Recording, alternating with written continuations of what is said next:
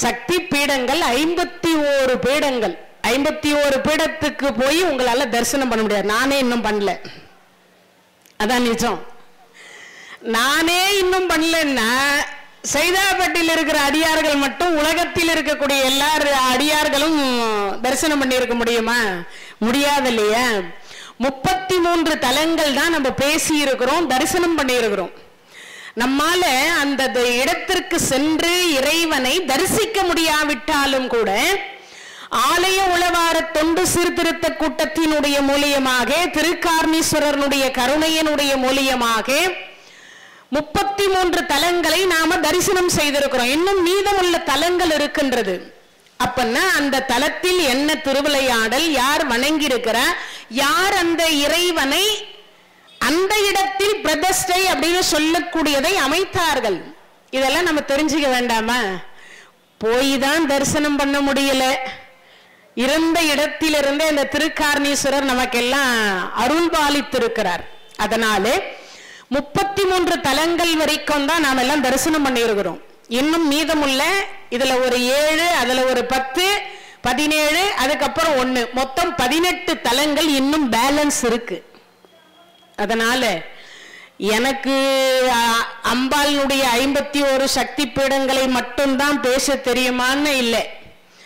நான் கிட்டத்தட்ட 18 புராணங்களையும் பேசுறேன். மகாபாரதத்தை ஒரு வருடத்திற்கு 100 நாள் பேசுறேன். எத்தனை நாள்? 100 நாள் பேசுறேன். அப்ப அந்த 100 நாள் மகாபாரதம் பேசுறவங்க மற்ற சப்ஜெக்டை பேச மாட்டாங்களா? யோசித்து பார்க்கணும். அதனால நமக்கு தெரியாத விஷயங்களை தெரிஞ்ச மாதிரி எல்லாம் காட்டுகிறது இல்லை. முடிஞ்ச வரைக்கும் என்னுடைய எண்ணம் என்னன்னா, தரிசிக்க முடியல, என்னாலேயே இன்னும் தரிசிக்க முடியல. 51 சக்தி பீடத்துக்கு நான் போய் தரிசனம் பண்ணேன்னா இல்லை. ஒரு சொற்பொழிவாளராக ஆன்மீகவாதியாக இருந்தும் கூட என்னாலேயே இன்னும் சில தலங்களை தரிசிக்க முடியவில்லை. அதான் நிஜம். அப்ப எல்லா அடியார்களும் தரிசிக்க முடியுமா அப்படின்னா முடியாது. அதனால இந்த சொற்பொழிவின் மூலியமாக இப்பத்துல இருந்து உங்களை ஒவ்வொரு தலத்துக்கும் கூட்டு போறேன் 9 நாளைக்கு. அப்புறம் நீங்க சொல்வீங்க இல்லையா, பஸ் பிடிக்க வேணாம், ட்ரெயின் பிடிக்க வேணாம், ஆட்டோ சார்ஜ் கிடையாது, பஸ் சார்ஜ் கிடையாது, ட்ரெயின் சார்ஜ் கிடையாது, அதுக்கப்புறம் பார்த்தீங்கன்னா வெயிட்டிங் லிஸ்ட் கிடையாது, ஃப்ளைட் சார்ஜ் கிடையாது, விசா கிடையாது, நேரடியா திருக்கார்ணீஸ்வரர்ல இருந்து அங்க போயிடுறோம். முடிகிறப்ப திருப்பி இங்க வந்துடுறோம். அதான் விஷயமே. அப்போ அப்படிப்பட்ட ஒரு சிறப்புக்கு உரிய தலைப்பு 51 சக்தி பீடங்கள். அந்த பீடத்தில் அம்பாள் என்னென்ன அவதாரம் செய்திருக்கின்றாள், அந்த அவதாரத்தினுடைய நோக்கம் என்ன, அந்த அவதார தலத்தில் யாரெல்லாம் வழிபாடு செய்திருக்கிறார்கள், அது மட்டும் இல்ல, நம்மளுடைய எந்த கர்மா அப்படின்னு சொல்றோம் இல்லையா, அந்த கர்ம வினையை தீர்ப்பதற்கு இதெல்லாம் நமக்கு ஊன்றுகோலாக இருக்கின்றது. அப்போ இதெல்லாம் கேட்பதனால நம்மளுடைய கர்மா கலியும் என்பது அர்த்தம். வேற ஒன்றும் இல்லை, பெருசா ஒன்றும் இல்லை. நிறைய பேர் சொல்லும் பொழுது சில பேர் சொல்றாங்க, அம்மா உங்களுடைய நிகழ்ச்சியை தான் தொடர்ந்து எங்க வீடுகளில் ஒழிச்சுட்டு இருக்கு, நிறைய நாங்க செல்லுல பார்த்துட்டு இருக்கிறோம். சில பேர் சொல்றாங்க, என்ன எப்ப பார்த்தாலும் அதையே பார்த்துட்டு இருக்கே அப்படின்னு. நீங்க கோயிலுக்கே போகலன்னா கூட என் சொற்பொழிவன் நான் சொல்ல வரல, யாருடைய சொற்பொழிவோ இல்லை யாருடைய தேவாரமோ திருப்புகழோ திருப்பாவையோ திருவெம்பாவையோ ஏதோ ஒன்றை படிக்கிற பொழுது அந்த இடம் சுபிட்சமடையும். நம்ம வீடுகள் எல்லாம் பார்த்தீங்கன்னா வாஸ்து பிரகாரம் கட்டி இருக்கிறோமா, வாஸ்து பார்த்து கட்டி இருக்கிறோமா, வாஸ்துன்னு ஒண்ணு இருக்கா, வாஸ்து இருக்கா இல்லையா, இருக்கா இல்லையா, இருக்குல்ல. வாஸ்துன்னு ஒண்ணு இருக்கு. கோயில்கள் மட்டும்தான் வாஸ்து பிரகாரம் கட்டப்படும், ஆகம விதிப்படி கட்டப்படும். வீடுகள் எல்லாம் ஆகம விதிப்படி கட்டியிருக்க மாட்டோம், நமக்கு எப்படி தோணுதோ அப்படி கட்டியிருப்போம். சில வீடுகள்ல பாத்தீங்கன்னா, நான் நிறைய வீடுகள்ல பார்த்திருக்கேன், கிழக்குல பாத்தீங்கன்னா நமக்கு தென்கிழக்கு மூலையில தான் அக்னி பகவானுடைய இடம். நிறைய பேர் மேற்க வச்சுன்னு இருக்கா, நிறைய பேர் மேற்க வச்சுன்னுக்கிறார். அப்போ அந்த இடத்தில் ஏதாவது ஒரு குறைன்னு ஒண்ணு இருக்கும் இல்லையா, எல்லாமே சரியான அளவு இருக்காது, 4 பக்கமும் சரியான அளவு இருக்காது. சில பார்த்தீங்கன்னா குறுகி இருக்கும், சில பகுதி விரிந்து இருக்கும். இப்ப இந்த மாதிரி இருக்கக்கூடிய இல்லங்களில் நாம வசித்தோமே ஆனால் கிரக தோஷம் என்று ஒரு தோஷம் வரும். இது தெரிஞ்சு வச்சுக்கணும் எல்லாரும். கிரக தோஷம் அப்படின்னு ஒண்ணு இருக்கா? இருக்கு. அப்ப அந்த கிரக தோஷத்திலிருந்து நம்மை நாமே பாதுகாத்து கொள்ளக்கூடிய ஒரு விஷயம் தான் இந்த தேவாரம், திருப்புகழ், திருப்பாவை, திருவெம்பாவை, 4000 திவ்ய பிரபந்தம். இப்ப நீங்கெல்லாம் இந்த யூடியூப் மூலியமாக சதா சர்வகாலம் பகவானுடையதே நாங்க புராணத்தையே கேட்டுருக்கிறோம். சில பேர் சொன்னாங்க, நீங்களே என்ன பக்தி பைத்தியமானு கேட்கிறா? அதெல்லாம் இல்லை. நீங்க இதை கேட்டுட்டே நீங்க வெளியில போனீங்கன்னா உங்களுக்கு ஆபத்தோ விபத்தோ வராது, ஆபத்தோ விபத்தோ வராது. அதுக்கு ஒரு உதாரணம் சொல்றேன் பாருங்க. ஒரு கிட்டத்தட்ட ஒரு 10 வருஷத்துக்கு முன்னாடி காவேரி பக்கத்தில் நிகழ்ச்சி முடிச்சுட்டு வைகுண்ட ஏகாதசி வர அங்கிருந்து நல்ல டிராவல் பஸ்ல வந்தாச்சு. கோயம்பேடுல இருந்து திருவான்மையூர் போயாச்சு. திருவான்மையூர்ல இருந்து வீட்டுக்கு போக போறேன். விடியற் காத்தால 5:30 மணி. அந்த தம்பி இந்த மாதிரி நேரத்துல மாலை போட்டு இருக்கான். இரவெல்லாம் வண்டி ஓட்டி இருப்பான் போல இருக்கு. சின்ன பையன். நாளைக்கு அவனுக்கு இருமுடின்னு சொல்லி இரவெல்லாம் இன்னைக்கு ஆட்டோ ஓட்டிட்டு அதுல வர காசு எடுத்துட்டு நம்ம ஐயப்பனுக்கு போகலான்னு அவன் நினைச்சிருக்கிறான். இறைவன் அதுக்கு மேல நினைச்சிட்டாரு போல இருக்கு. அவன் தூங்கிட்டு கொண்டு போய் ஒரு மரத்துல விட்டுட்டான். தூங்கிட்டு ஒரு மரத்துல கொண்டு போய் விட்டுட்டான். கிட்டத்தட்ட 6 பேர் அந்த ஆட்டோக்குள்ள இருக்கிறோம். ஆட்டோ கவிழ்ந்துட்டு. இது நிஜமாக நடந்த கதை, பொய் இல்லை. இது எதுவும் கட்டுக்கதை எல்லாம் கிடையாது. ஆட்டோ கவிழ்ந்துட்டது. 6 பேரும் 5 பேர் ஆட்டோ அடியில் இருக்கிறாங்க, டிரைவரோட சேர்த்து. ஆனா நான் மட்டும்தான் ஆட்டோவில் நின்னுக்கிறேன் நடு சென்ட்ரல் பிளேஸ்ல. நான் ஒன்னும் சொல்லல, கோவிந்தா உன் நாமத்தை சொல்லிட்டு வந்து என்னை இப்படி கவுத்துட்டு ஏந்த. ஆனா நான் நின்றுட்டு இருக்கேன். ஆட்டோ இழுத்துட்டு போகுது. கிட்டத்தட்ட நம்ம இப்போ நம்மளுடைய உள்ள நுழையிறமே அதுல இருந்து ஒரு 20 அடி தொலைவு ஆட்டோ இழுத்துட்டு போகுது. ஆட்டோ பத்திச்சு. அந்த எரியக்கூடிய ஆட்டோவில் நான் நடந்து போகிறேன். 6 பேர் உள்ள இருக்கிற இழுத்துட்டு போகுது. அதுல ஒரு தம்பி, அம்மா என்னை எப்படியா காப்பாத்துங்க, என் கையை 2 போல இருக்குன்னு சொல்லும் பொழுதுதான் அதுல இருந்த கம்பியை உதைச்சி அவன் கையை எடுக்கும் போது இதுல இந்த முட்டியில் அடிபட்டுருச்சு. அதுல வந்த விளைவுதான் இப்ப நான் உட்கார்ந்து பேசுறதுக்குரிய காரணம். எதுக்கு இதை சொல்றேன்னா, நான் அங்க கோவிந்தான்னு சொல்லிட்டு வந்த எல்லாரையும் அந்த 6 பேரை என் டிரைவரோட சேர்த்து ஹாஸ்பிட்டலுக்கு போகும்போது ஆம்புலன்ஸ்ல போனாங்க. ஆனா நான் மட்டும்தான். அதை விட இன்னொரு பெரிய விஷயம் என்ன தெரியுமா? அங்கே இருந்து என்னை கொண்டு வீடு வரைக்கும் சேர்த்திருக்கிறான். கிட்டத்தட்ட வீட்டுக்கும் இதுக்கும் எவ்வளவுன்னா அந்த கடத்தொலைவு அளவு வீடு இருக்கு. இங்க ஆக்சிடென்ட் ஆகுது. யோசிச்சு பாருங்க. எனக்கு நடுவழியில் எங்கன்னா ஆயிருக்கலாம்ல. அதை விட இன்னொன்னு, எல்லாருக்கும் அடிபட்டு ரத்தம் வந்தது. எனக்கு எந்த ரத்தமும் வரல, எதுவும் வரல. அந்த பத்திட்டு எரியக்கூடிய ஆட்டோவில் கூட நான் இறை நாமத்தை சொல்லி கொண்டு போனதுனால என்னால ஒருத்தரை காப்பாற்ற முடிஞ்சது. நான் எந்த ஒரு அடியும் படாம வீடு சேர்ந்தேன். இது எதுக்கு சொல்றேன்னா, ஆபத்தோ விபத்தோ வராது. நீங்க என் சொற்பொழிவுன்னு நான் சொல்ல வரல, என்னுடைய புராணம்னு சொல்லல. ஏதாவது ஒரு இறை புராணத்தை கேட்டுக்கொண்டே இருங்கள். கேட்பது நம்மளுடைய கடன். வலி இரு காது. எது அழகான தமிழ் வார்த்தை? எது? வலி இரு காது. எதை கேட்டா வலி இருக்காது? இறை நாமத்தை, இறை பெருமையை, இறைவனுடைய புகழை எவ்வளவு நேரம் கேட்டாலும் வலி இருக்காது. நடந்தா கால் வலிக்கும், ரொம்ப நேரம் எதையாவது பார்த்துட்டு இருந்தா கண்ணு வலிக்கும், தூக்க முடியாத தூக்கினா கை வலிக்கும். அதே மாதிரி நம்ம எல்லாம் சாப்பிடக்கூடாததை சாப்பிட்டோம்னா என்ன வலிக்கும்? வயிறு வலிக்கும். அதுக்கப்புறம் கேட்க கூடாதெல்லாம் கேட்டோம்னால இல்ல, வேற ஏதாவது கேட்டா காது வலிக்கும். ஆனா இறை நாமத்தை கேட்டா காது வலிக்காது. வலி இரு காது ரொம்ப அர்த்தத்தோட வச்சுட்டு இருக்காங்க. அதனால முடிஞ்ச வரைக்கும் நாம எல்லாம் அதெல்லாம் கேட்கணும். எவ்வளவு நேரம் உங்களால கேட்க முடியுமோ அவ்வளவு நேரம் கேளுங்க. அவ்வளவு நேரம் இறைவனுடைய ஆலயத்தில் அமர்ந்திருங்க. இறைவனுடைய பெருமையை பாடுங்க, பேசுங்க. உங்களால பேச முடியல, கேளுங்க. யாராவது பேசி இருக்கிறதையாவது கேளுங்க. அதுதான் சிறப்பு. அதனால 51 சக்தி பீடத்தில் நாம இதுவரைக்கும் முடித்திருப்பது 33 தலங்கள். 34வது தலம், அதாவது 33வது தலத்திலேயே ஒரு சில விஷயங்களை நாம விட்டிருக்கிறோம். அந்த ஒரு சில விஷயத்தை சொல்லி 34வது தலத்திற்கு நம்ம ஸ்டேட்ல இருக்கக்கூடிய தலம் 33வது தலம் சோமநாதம்னு பேரு.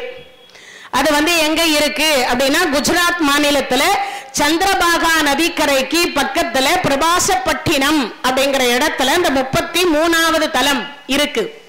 சந்திர பகவானை அந்த தலத்தில் தான் இறைவன் பித்தா பிறைசூடி பெருமானே அருளாலா சுந்தரமூர்த்தி சுவாமிகள் பாடினார் இல்லையா, அந்த பித்தா பிறைசூடி அப்படின்னு சொல்லக்கூடிய அந்த பிறையை அந்த தலத்தில் தான் சூடி கொண்டார்.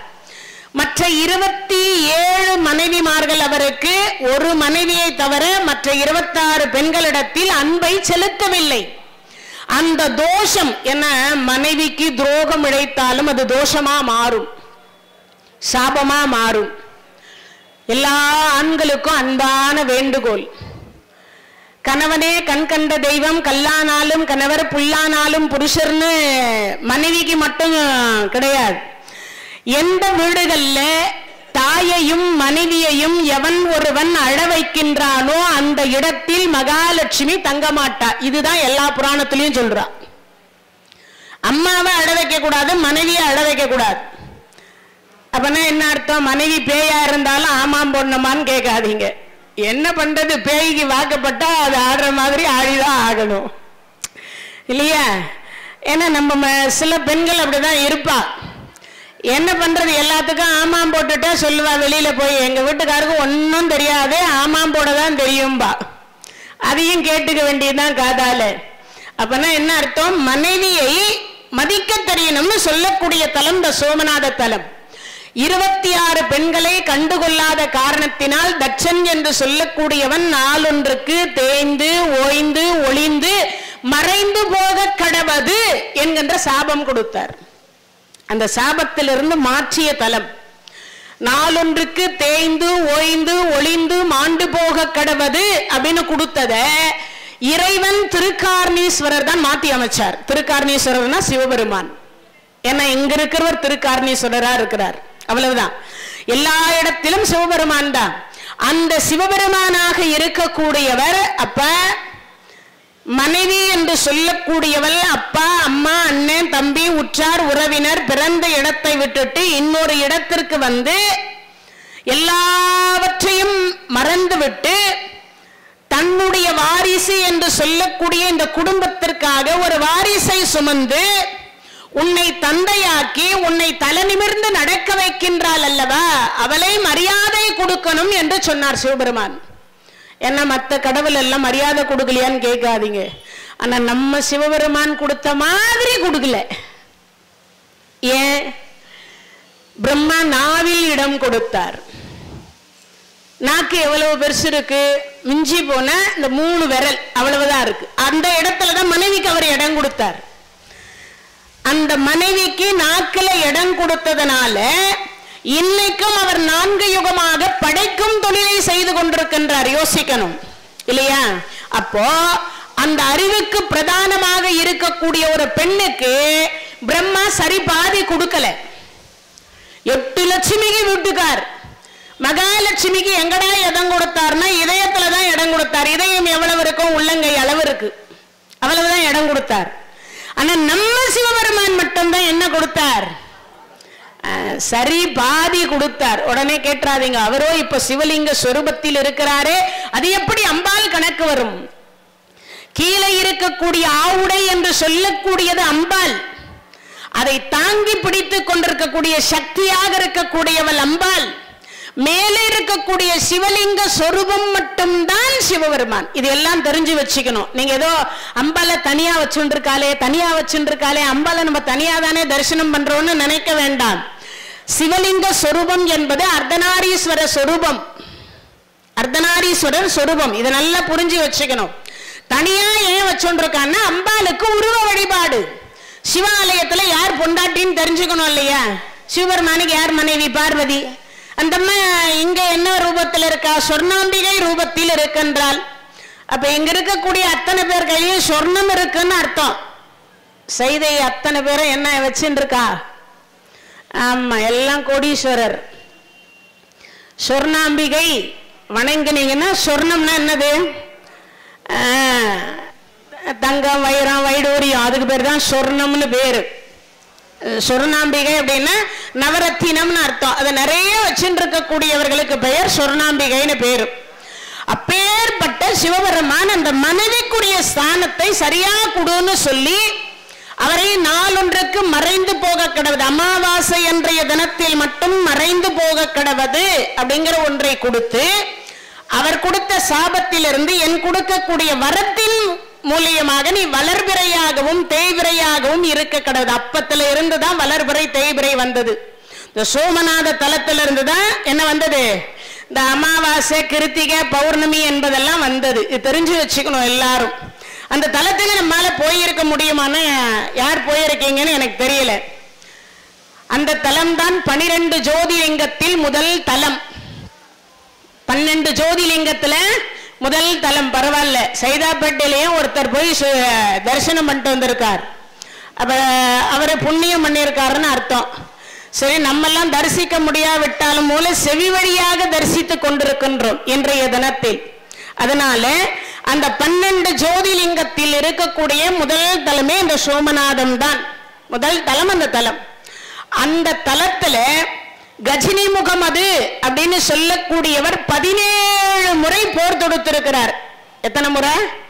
17 முறை. 6 முறை தரைமட்டமா இடிச்சு விட்டாங்க அந்த கோயில. எத்தனை முறை? 6 முறை. 1025வது ஆண்டு காலத்திலிருந்து 1075வது ஆண்டு 50 வருஷத்துக்குள்ள 6 முறை இடிக்கப்பட்ட கோயில் எதுடான்னு கேட்டா இந்த சோமநாத தலம். எத்தனை முறை? 6 முறை தரைமட்டமா இடிச்சுட்டு அதனுடைய கதவு வெள்ளி கதவு, சந்தன கதவு. அப்பவே 2 கோடி ரூபாவா. எப்போ? 1075வது வருஷத்திலேயே. எவ்வளவு? ஆமா, அந்த வருஷத்திலேயே 2 கோடி. இப்ப எவ்வளவு இருக்கும்னு யோசிக்கணும். 2000 கோடி. அதுவே கம்மியா இருக்கலாம். ஏன்னா அந்த காலத்து ராஜாக்கள் எல்லாம் என்ன பண்ணுவாங்கன்னா, கருவறைக்கு கீழே ஒரு அறை வச்சிருப்பாங்க. அந்த அறையில தான் சேமிப்பு கிடங்கு என்று சொல்லக்கூடிய செல்வத்தை கொண்டு போய் அங்க வச்சிருப்பாங்க. அப்பெல்லாம் பார்த்தீங்கன்னா பெரும்பாலும் கோயிலுக்கு காவலர்களை போட மாட்டாங்க, அரண்மனைக்கு தான் காவலர்களை போட்டிருப்பாங்க. ஏன்னா இறைவன் பாதுகாத்துக்குவார் அப்படின்னு. இந்த கஜினி முகமது நம்மளுடைய இந்து மதத்தினுடைய பெருமையை தெரிஞ்சு தெரிஞ்சு தெரிஞ்சு அவன் சண்டை போடுறதுக்கு அரண்மனையை தேடி போகிறதுல எப்பயுமே இருக்கிற கோயில்கள் அத்தனையுமே கொள்ளடிக்கிறதுக்காகவே வருது. எத்தனை முறை எல்லாரும் சொல்வாங்க கஜினி முகமது 17 முறை தோற்றார்னு. அவன் ஒரு முறை கூட தோக்கல, அதான் உண்மை. என்ன மேடம் புராணத்தையே மாத்தி சொல்றீங்க, வரலாறையே மாத்தி சொல்றீங்க? ஏன்னா அவன் வந்ததே செல்வத்திற்கு. அவன் ஒவ்வொரு முறையும் போகிற போது 1 கோடி ரூபாய் செல்வத்தோடு தான் போயிருக்கான். அவன் எப்படி தோல்வி அடைஞ்சான்? என்ன ஒண்ணு, மன்னர்கள் கிட்ட சண்டை போட்டு சண்டையில வேணா தோத்து போயிருக்கான். ஆனா செல்வம் கொண்டு போவதில் அவன் ஒரு முறை கூட தோத்து போகல. அதான் நிஜம். இன்னைக்கு நாம எல்லாம் தோல்விக்கு உதாரணத்தை யார சொல்வனா, கஜினி முகமதே 17 முறை தோற்கலையா, பகவான் 18 முறை தோற்கலையா ஜராசந்தனிடத்தில் அப்படின்னு உதாரணம் சொல்லுவோம். ஆனா பகவான் வேண்டுமானால் ஜராசந்தனிடத்தில் 18 முறை தோத்திருக்கிறார். ஆனால் கஜினி முகமது ஒவ்வொரு முறையும் போகிற பொழுது 1 கோடி ரூபாய் செல்வத்தை தான் அவர் கொண்டு போயிருக்கிறார். அப்பேற்பட்ட ஒரு தலம் இந்த சோமநாதம். அதற்கு பிறகு என்ன அப்படின்னா, கிருஷ்ணனுடைய கடைசி காலம் இங்கதான் முடிஞ்சது. கிருஷ்ண அவதாரம்னு சொல்றோம் இல்லையா, தசவதாரம். அதுல 9வது அவதாரமாக இருக்கக்கூடிய கிருஷ்ண அவதாரம் என்கின்றது இந்த தலத்தில் தான் அவருடைய ஆயுள் என்பது முடிவடைந்தது. வேடனுடைய அம்பினால் காலில் பானம் பட்டு கடைசியாக என்னுடைய துவாரகையில் இருக்கக்கூடிய பெண்களையாவது காப்பாற்று என்று பாண்டவர்களுக்கு கடிதம் எழுதி அந்த ஓலையை படிச்சுட்டு அந்த பாண்டவர்கள் போய் காப்பாற்றுறதுக்குள்ளரே சில பெண்களை தான் காப்பாற்ற முடிஞ்சு கொண்டு வந்து எங்க வச்சிருந்தாங்க, அசினாபுரத்தில் வச்சு. அதன் மூலியமாக தான் எதுகுலம் என்று சொல்லக்கூடிய யாதவ குலம் தலைத்தது. அந்த கடிதத்தை படிக்கிற பொழுது, ஓலையை படிக்கின்ற பொழுது, பகவானுடைய பிராணன் பிரிந்த இடம் இந்த சந்திரபாகா நதிக்கரை. அவ்வளவு சிறப்புக்குரிய தலம். இதெல்லாம் நம்ம போய் தரிசிக்க முடியுமான்னா இல்லை. சரி, தரிசனம் பண்ணாலும் இந்த கதையெல்லாம் நமக்கு யார் சொல்லுவா? இந்த கதையெல்லாம் யார் சொல்லுவா? நதி ரூபமாக இருக்கக்கூடிய தலம். அந்த தலத்துல தான் பார்த்தீங்கன்னா பண்டரி, அதாவது புண்டரீகன் என்று சொல்லக்கூடிய வரலாறு, குக்கட மகரிஷி என்று சொல்லக்கூடிய மகரிஷி தாய் தந்தையருக்கு பணிவிடை செய்து கங்கை, யமுனை, சரஸ்வதி, காவேரி, கோதாவரி என்கின்ற புண்ணிய நதிகள் தங்களுடைய பாவத்தை போய் குக்குட மகரிஷியினுடைய ஆசிரமத்தை கிளீன் பண்ணி அவரை குளிப்பாட்டி அந்த இடத்துல இருக்கக்கூடிய வேலைகள் எல்லாவற்றையும் செய்து கடைசியாக போகிற பொழுது வரும்பொழுது கருப்பா வருவாங்களாம், போகிற பொழுது தூய்மையாக போவாங்களாம். அப்படி ஒரு ரகசியத்தை நடத்திய ஒரு திருவிளையாடல் இடம் சந்திரபாகா நதிக்கரை. நாமதேவர் என்று சொல்லக்கூடியவர் அந்த தலத்துல நிறைய திருவிளையாடல்கள் செய்திருக்கிறார். அப்போ அந்த தலத்தில் தான் மீண்டும் கூர்ம அவதாரம் என்று சொல்லக்கூடியதை அடியாருக்காகவே வந்தாரா, ஆமை ரூபத்தில் பாலம் அமைத்து கொடுத்தாராம் பகவான் கிருஷ்ணர். என்ன இதெல்லாம் நடந்தது சந்திரபாகா. என்னைக்கும் அந்த சந்திரபாகா நதி எப்படி இருக்கும்னா, சிவபெருமானுடைய திருமுடியில் இருக்கக்கூடிய சந்திரன் எப்படி இருக்குமோ அப்படிதான் இருக்குமா அந்த நதியே. அப்ப யோசிச்சு பாருங்க எப்படி இருக்கும்.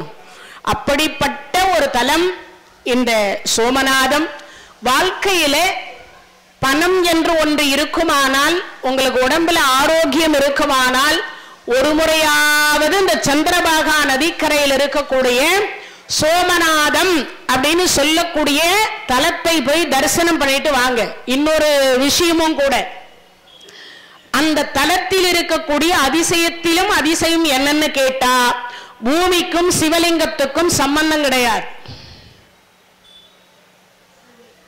பூமிக்கும் சிவலிங்கத்துக்கும் சம்பந்தமே கிடையாது. அந்தரத்தில் இருக்கும் சிவலிங்கம். என்ன இருக்கும்? ஆமா, அப்பேற்பட்ட ஒரு சிவலிங்கத்தை நீங்க எல்லாம் போய் தரிசனம் பண்ண. அதனாலதான் அது 12 ஜோதிலிங்கத்தில் முதல் தலமாக இருக்கக்கூடிய தலமாக இருக்கு. அந்தரத்துல தான் இருக்குமா சிவலிங்கம். கீழே ஒரு நூல் மாதிரி விட்டு வெளியில எடுப்பாங்களாம். இடையில எந்த ஒரு எதுவுமே இல்லை. அப்ப யோசிச்சு பாருங்க எப்படி அமைத்திருப்பார்கள். அது மட்டும் இல்லை, 6 முறை அழிக்கப்பட்டு 7வது முறையாக இன்றைக்கும் நிமிர்ந்து நிற்கக்கூடிய அளவிற்கு அங்க வேலைப்பாடுகள் பிரமிடு போன்று அமைத்து அந்த கோயிலை கட்டியிருக்கிறார்கள். கிட்டத்தட்ட 1 டன் மேலே இருக்கக்கூடிய கருவறைக்கு மேலே இருக்கக்கூடிய கலசம் 1 டன். கலசமே 1 டன் கலசம். அதுக்கு மேல 32 அடி உயரத்தில் கொடிமரம் இருக்கும். அதுக்கு மேலதான் கொடி பறந்து கொண்டு இருக்கும். அப்பேற்பட்ட ஒரு தலம் இது. ஏற்கனவே நான் போன வருஷமே சொல்லி முடிச்சிட்டேன்.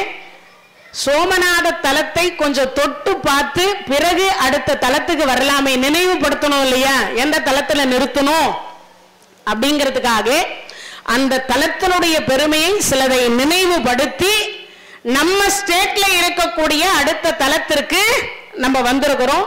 அந்த சோமநாதத்தை முடிஞ்ச வரைக்கும் 33வது சக்தி பீடம். சந்திரபாகா என்ற அம்பாளுக்கு பெயர். பிரபாச பீடம் என்பது அந்த பீடத்தினுடைய பெயர். குஜராத் மாநிலத்தில் பிரபாசப்பட்டினத்தில் அமர்ந்திருக்கக்கூடிய அரபிக்கடல் ஓரத்தில் அந்த தலம் அமைக்கப்பட்டிருக்கு. முடிஞ்ச வரைக்கும் போய் எல்லோருமே தரிசிப்பதற்கு வாய்ப்பு இருந்தா, கொடுப்பனேன்னு ஒண்ணு இருந்தா நாம் எல்லாரும் போய் அந்த தலத்தை தரிசிக்க வேண்டும். எல்லாரும் முடிஞ்ச வரைக்கும் தரிசனம் பண்ணுங்க. அப்பேற்பட்ட ஒரு சிறப்புக்குரிய தலத்தை ஒரு சிலதை, ஏன்னா ஏற்கனவே அதனுடைய பத்தி முழுமையா நான் கொடுத்துட்டேன். அதனால இருந்தாலும் நினைவுபடுத்தும் விதமாக, ஏன்னா போன வருஷம் எந்த தலத்திலமா விட்டீங்க அப்படின்னு யாராவது ஒரு சில பேர் கேட்காம இருந்தீங்கன்னா அவங்களுக்காக அதை சொல்லி, அடுத்த இருக்கக்கூடிய தலம் 34வது தலம் பாபநாசம்னு பேர். என்ன தலம்? பாபநாசம் அப்படின்னு சொல்லுது. பாபநாசம். அங்க இருக்கக்கூடிய அம்பாளுடைய பெயர் உலகநாயகி அப்படின்னு சொல்லக்கூடிய உலகம்மை அப்படின்னு சொல்லுவாங்க. விமலை பீடம்னு பேர் அந்த பீடத்திற்கு. என்ன பீடம்? விமலை பீடம். தெரியாமல் செய்த 7 ஜென்மத்தினுடைய பாவம். எத்தனை ஜென்மம்? 7 கடல் மணலை அளவிடின் அதிகம் எனதிடர் பிறவி அவதாரம். அருணகிரியாரனுடைய வாக்கு. அதுக்கு என்ன அர்த்தம்?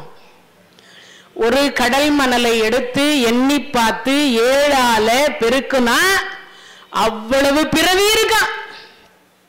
எவ்வளவு பிறவி? அவ்வளவு பிறவி. அப்ப அவ்வளவு பிறவியிலும் நாம் என்ன செய்தோம்னு யாருக்கு தெரியும்? எத்தனை பிறவி எடுத்தோம்னு யாருக்காவது தெரியுமா? இது எத்தனாவது பிறவினாவது யாருக்காவது தெரியுமா? தெரியாது. ஆனா ஒவ்வொரு பிறவியிலும் நாம ஏதாவது ஒண்ணு செய்திருப்போம். ஏதோ ஒரு கர்மா. அந்த கர்மா செய்யலன்னா நாம எல்லாம் கோயிலுக்கு வரணும்னு அவசியம் கிடையாது. அந்த கர்மா செய்யலன்னா நாம எல்லாம் கோயிலுக்கு வரணும்னு அவசியம் கிடையாது. குறையில்லாத மனிதர்கள் யாராவது கை தூக்குங்க பார்ப்போம். ஏதாவது ஒரு குறை இருக்கு. கோடி கோடியா செல்வம் இருந்தாலும் அங்க ஏதாவது ஒரு குறைய வச்சுருப்பார். ஏன்? அதை காப்பாத்துறதுக்கு ஒண்ணு வழி தெரியாது. இல்ல அதை காப்பாற்ற முடியல. அந்த பையன் கோடி கோடியா சேர்த்து வச்சிருந்தாலும் அதை அழிப்பதற்குன்னு ஒரு பையனை பிறக்க வச்சிருப்பார் இறைவன். சரி, கோடி கோடியா செல்வம் இருக்கும். சில வீடுகள்ல குழந்தை பாக்கியத்தை கட் பண்ணி வச்சிருப்பார். கோடி கோடியா செல்வம் இருக்கும், குழந்தைய கட் பண்ணி வச்சிருப்பார். சரி, எல்லாத்தையும் கொடுத்திருந்தாலும் நோயை கொடுத்திருப்பார். ஏதாவது ஒரு நோயை கொடுத்திருப்பார். சரி, ஒண்ணுமே இல்லைங்க. ஒண்ணு கணவர் சரி இருக்காது, இல்லைன்னா மனைவி சரி இருக்காது. 2 பேரும் சரியா இருந்தாங்கன்னா பிள்ளைங்க சரி இருக்காது. 2 பேரும் சரியா இருந்தாங்கன்னா பிள்ளைங்க சரி இருக்காது. ஏதாவது ஒரு குறை வச்சிருப்பார். சரி, எதுவுமே இல்லைங்க, எல்லாம் நிம்மதியா இருக்குவாங்க அப்படின்னு சொல்லக்கூடியவர்கள் ஒருவரும் இல்லை. ஏன்னா கடவுளே இல்லையா? அப்படி என்ன மேடம், கடவுளுக்கு போய் எங்கேயாவது குறை இருக்குமா? இருக்கே. நான் சொல்லல, கடவுளே சொல்றார். என்னன்னு? உண்மையான பக்தர்கள் இல்லையேன்னு அவருக்கும் குறை. ஏன் உண்மையான பக்தர்கள் இல்லை? இறைவன் நமக்கு தருவதை யாராலையும் தடுக்க முடியாது. இதான் நிஜம். இறைவன் தடுப்பதை நமக்கு எவராலும் கொடுக்க முடியாது. இதுதான் நிஜம். வள்ளலார் சொல்றார், எழுதா குறைக்கு அழுதா வருமா. 7 தா போட்டார். தா தா தா தா தா தா குறைக்கு அழுதா வருமானார். பக்கத்துல இருக்கிற சீடர் சொன்னார், சுவாமி எழுதா ஏழு போட்டா முடிஞ்சு போச்சு, அதுக்கு எதுக்கு சுவாமி தா தா தா தான்னு 7 தா போட்டீங்கன்னார். மனுஷனுக்கு பிறவி 7டா. இந்த 7 பிறவியில எழுதாதவன் யாரு? அந்த பிரம்மா. எழுதவன் சரியா எழுதி இருந்தா நான் ஏன்டா இங்க வந்து நிக்க போறேன்? அதனால போட்டார். 1 தா போடல, 7 தா போட்டார். ஏன்? தாத்தான்னு கேட்டாலாவது அவன் சரியா எழுதுறானான்னு பார்க்கலாம், அப்பயாவது தரானான்னு பார்க்கலாம் அப்படின்னு போட்டார். அப்படின்னா என்ன அர்த்தம்? எழுதா குறைக்க அழுதா வருமா. நம்ம எல்லாம் அவ்வளவு லிஸ்ட் கொடுக்கிறோம். யார்கிட்ட? காரணீஸ்வரர்கிட்ட. யாராவது எதுவுமே பிரார்த்தனை பண்ணல. உலகெல்லாம் உணர்ந்து ஓதுதற்கரியவன் நிலவுலாவிய நீர்மலி வேணியன் அழகில் ஜோதியன் அம்பலத்தாடுவான் மலர் சிலம்படி வாழ்த்தி வணங்குவோம். இறைவா நீ மட்டும் நலமாயிரு அப்படின்னு சொல்லி வாழ்த்தி வணங்கினவங்க எவ்வளவு பேர் இருக்கிறோம் சொல்லுங்க பாப்போம். இறைவனை மட்டும் வாழ்த்திட்டு இறைவனை மட்டும் வணங்கிட்டு நீ சௌக்கியமானு கேட்டுட்டு எவ்வளவு பேர் வரும்? யாரும் கிடையாது. இறைவனை வாழ்த்தாம நாம மட்டும் இல்லையா? அப்போ பாவம் என்று சொல்லக்கூடியதை கர்மா என்று சொல்லுவார்கள்.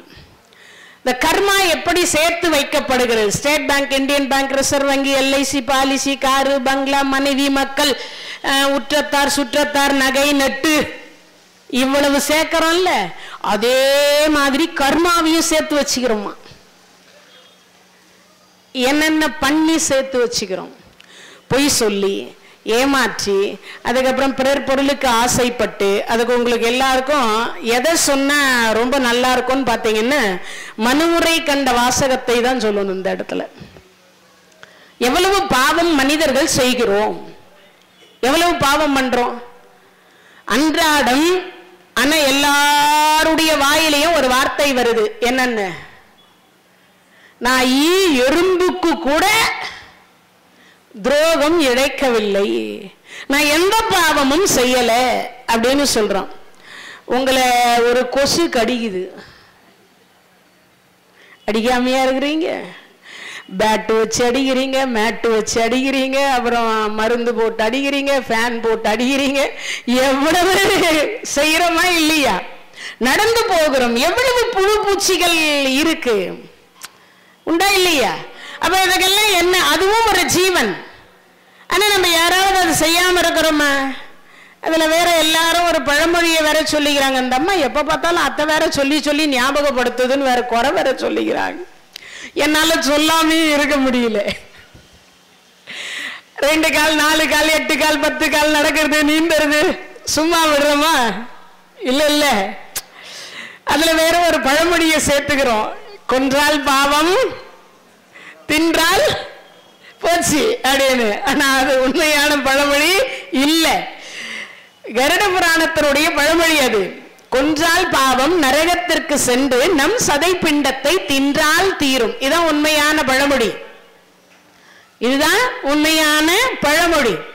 ஆனா நாம அதெல்லாம் யோசிக்கிறது இல்லை. அதுதான் இங்க சொல்றார், மனுமுறை கண்ட வாசகம். ஒவ்வொரு நாளும் எல்லாரும் ஒரு ஜெராக்ஸ் எடுத்து வச்சு அந்த மனுமுறை கண்ட வாசகத்தை பாராயணம் செய்தால் பாவம் தொலையும்.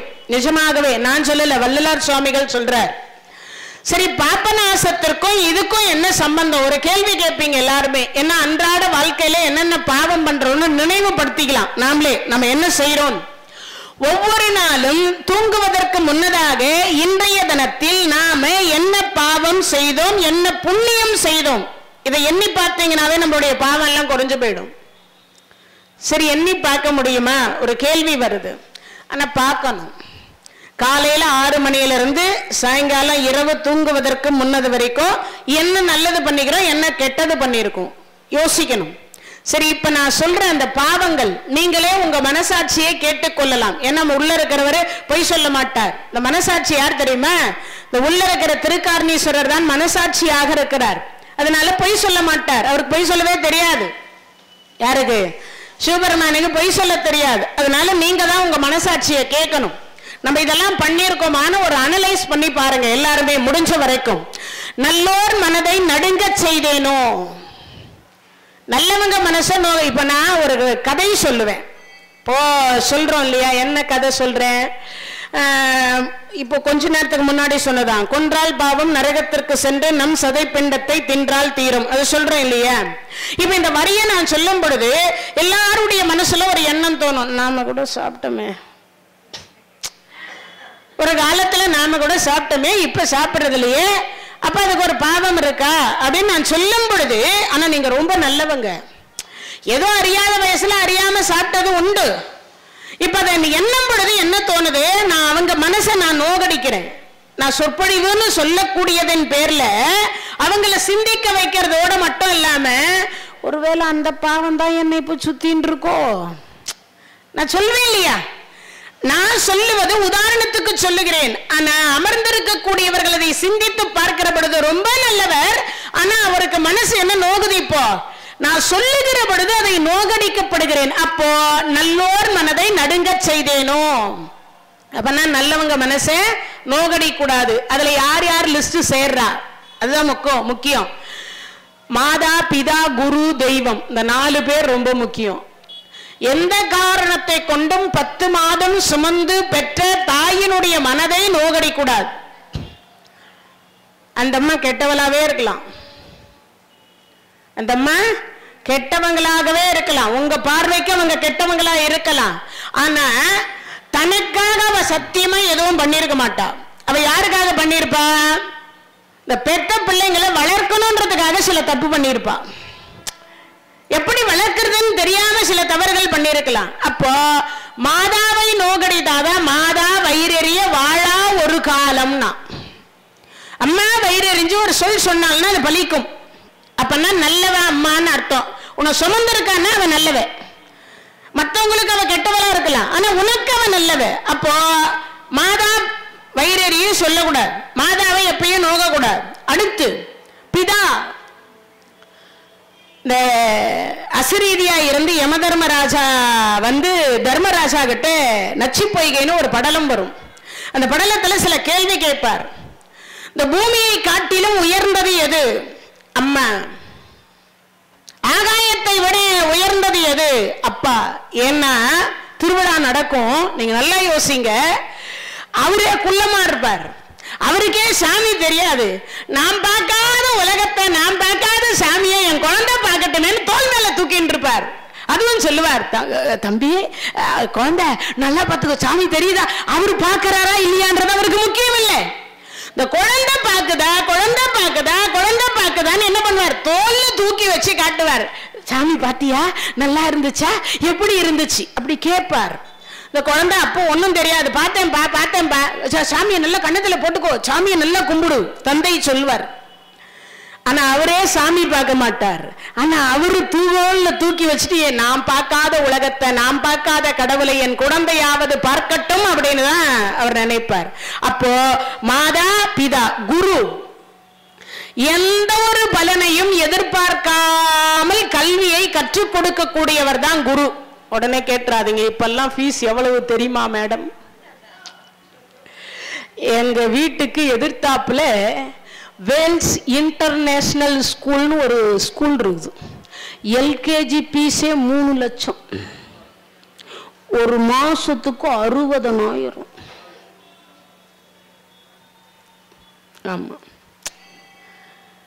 இருக்கிறவங்க கட்டுற இல்லையா? அதுலயும் சொல்றேன், ஒரு நாளைக்கு 2500 கார் வருதுங்க. எவ்வளவு வருது? ஆமா, அப்ப யோசிச்சு பாருங்க, கட்டுறாங்க தானே, அதுலயும் கல்வியை கற்றுக் கொடுக்குறாங்க. ஆனா அது அல்ல, அது வந்து நாம கொடுக்கக்கூடிய ஒரு, ஆனா எவ்வளவு கொடுத்தாலும் குருவுக்கு பொருந்தும்ன்றா. எத்தனை கோடி கொடுத்தாலும், ஏன்னா குரு ஒருத்தரால் மட்டும்தான் கல்வியை கற்றுக் கொடுக்க முடியும், வேற யாராலையும் கல்வியை கற்றுக் கொடுக்க முடியாது. இப்ப நான் உங்களுக்கு சொல்லிக் கொண்டிருப்பதும் ஒரு கல்வி. இது குருவாகல மட்டும்தான் செய்ய முடியுமே தவிர வேற யாராலையும் செய்ய முடியாது. ஏன்னு கேட்டா மாதா பிதா குரு இந்த 2-3 பேர் இருக்காங்க இல்லையா, இந்த 3 பேர்ல யாராவது ஒருவர் சரியில்லைன்னா கூட தெய்வத்தை நம்மால பார்க்க முடியாது. அப்பம்மா சரியா இருந்து குரு சரியில்லைன்னா கடவுள் கிட்ட போக முடியாது. ஏன்னா அறிவு அவ்வளவுதான் அர்த்தம், மட்டும்னு அர்த்தம், அவன் படிக்கலன்னு அர்த்தம். சரி, படிக்காதவங்க கடவுளை பார்க்க முடியாதானா? இல்லை, ஏதோ ஒரு தொழில் செஞ்சு பிழைக்கிறாங்க, ஏதோ ஒரு முறையில கடவுளை வணங்குறாங்க. கல்வின்னா நீங்க நினைக்கிற மாதிரி படிப்பு மட்டும்தான் கல்வின்னு கிடையாது. இப்ப இந்த சேர் பண்ணவர் இருக்கார் இல்லையா, இத ஒருத்தருக்கு சொல்லி கொடுத்திருப்பார், அது ஒரு கல்வி. செய்யும் தொழிலே தெய்வம். ஒவ்வொரு தொழில் செருப்பு தைக்கக்கூடிய தொழிலாக இருந்தாலும் அந்த தொழிலை ஒருவருக்கு சொல்லிக் கொடுக்கின்ற பொழுது அதற்கு அவர் குரு. அதை கத்துக்கிறோம்ல, பார்த்து கத்துக்கிறோம் இல்லையா? தொழில் கல்வின்னு ஒரு கல்வி இருக்கு இல்லையா? அப்ப இதுக்கு எல்லாவற்றுக்குமே குரு. அப்ப குரு சரியா இருந்தாதான் தெய்வத்துக்கிட்ட போக முடியும். குரு சரியில்லைன்னா தெய்வத்துக்கிட்ட போக முடியாது. அப்போ சரி, இப்போ குருவும் சரியாயிட்டார், கல்வியை கத்துக்கிட்டோம், போக முடியுமான்னா தெய்வத்தினிடத்தில் பணிவு வேண்டும், பொறுமை வேண்டும். என்ன வேணும்? பொறுமை வேணும். கிட்டத்தட்ட நிறைய பேர் நினைக்கலாம், விழுந்து விழுந்து சாமி கும்பிடுறேன், சாமி கும்பிடாதவங்க எல்லாம் நல்லா தான் இருக்காங்க, ஆனா சாமி கும்பிடுறேன், நான் தான் படாத பாடுபடுறேன். விழுந்து விழுந்து 9 கோடி ரூபாய் சொத்தை தூக்கி தெருவில் போட்டு போன பட்டினத்தார் கஷ்டப்படலையா? ஆதிசங்கரர் கஷ்டப்படலையா? 63 நாயன்மார்கள் இன்றைக்கு கீ வரிசையில நின்று கொண்டு நாயன்மார்களாக இருக்கின்றவர்கள், அவர்கள் வரலாற்றை, ஒவ்வொரு வரலாற்றையும் அப்படி புரட்டி போட்டு பாருங்க, எவ்வளவு துன்பப்பட்டிருக்கிறார்கள் என்று யோசித்து பாருங்க. 12 ஆழ்வார்கள் எவ்வளவு துன்பப்பட்டிருக்கிறார்கள் யோசித்து பாருங்க. அவங்க எல்லாம் துன்பப்படாம நேரா இறைவனுடைய திருவடிக்கா போயிட்டாங்க. அப்படின்னா யோசித்து பாருங்க. இன்னொரு விஷயம் என்னன்னா, இப்ப இந்த கல்லு கருங்கல் இதையெல்லாம் கீழே தரையாக போடப்பட்டிருக்கு, ஆனா இது எதுவுமே உளி என்று சொல்லக்கூடிய வலியை தாங்காததனால இதெல்லாம் படிக்கட்டுகளாக இருக்கின்றது. நாம மிதிக்கக்கூடிய கல்லா இருக்கு. உள்ள கருவறையில ஒரு கல் இருக்கு, அது சிவலிங்கம் என்கின்ற பெயரில் இருக்கின்றது. ஆனா உளியினுடைய வலியை தாங்கியதனால அது கையெடுத்து கும்பிடக்கூடிய இடத்தில் இருக்கின்றது. நீங்கெல்லாம் கையெடுத்து கும்பிடக்கூடிய இடத்துல இருக்கணுமா, இல்ல காலில் போட்டு நடக்கக்கூடிய இடத்துல இருக்கணுமான்றது நம்ம இடத்துலதான் இருக்கு. நம்ம மனம்தான் அதுக்கு காரணம். இந்த தகவல் உங்களுக்கு பிடிச்சிருந்தா லைக் பண்ணுங்க, உங்க ஃப்ரெண்ட்ஸுக்கு ஷேர் பண்ணுங்க, மறக்காம எங்க சேனலுக்கு சப்ஸ்கிரைப் பண்ணுங்க.